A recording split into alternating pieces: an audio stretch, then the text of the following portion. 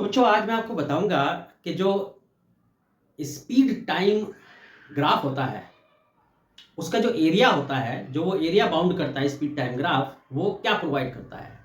Basically जैसे suppose अगर ये आपका स्पीड टाइम ग्राफ है, ये टाइम एक्सिस है और ये आपका जो है स्पीड है, राइट। तो स्पीड टाइम ग्राफ का जो एरिया होता है, या कह लो कि जो एरिया बाउंड होता है by the speed time graph, वो हमें क्या प्रोवाइड करेगा, डिस्टेंस प्रोवाइड करेगा।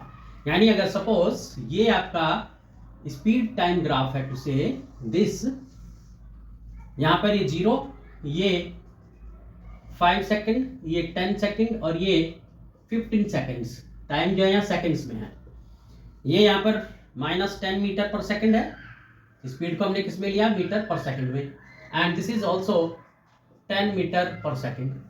तो इसका जो एरिया होगा देखो वो कितना हो जाएगा हमारे पास, एरिया इजकल टू, एक तो ये 1 और 2, तो एरिया कितना आ जाएगा हमारे पास इसका, हाफ इंटू बेस, बेस कितना हुआ 0 से 10 तक, इंटू हाइट, इसकी हाइट कितनी हो गई 10, प्लस इसका area half into base, base कितना हो गया इसका 15 माइनस 10 इंटू हाइट, हाइट कितनी हो गई इसकी 10। ध्यान रहे कि जो डिस्टेंस होती है वो स्केलर क्वांटिटी होती है, इसलिए जो नेगेटिव वाला पार्ट है इसको भी यहाँ पर हम पॉजिटिव लेकर चलते हैं, क्योंकि distance can never be negative.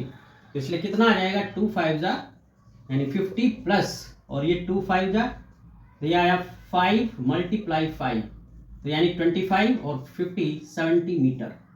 तो ये हमेशा ध्यान रखो कि जो एरिया होता है, area bound by speed time graph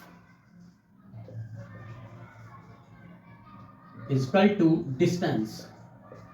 तो जो एरिया बाउंड करता है स्पीड टाइम ग्राफ, वो क्या हमको प्रोवाइड करेगा, डिस्टेंस प्रोवाइड करेगा, राइट।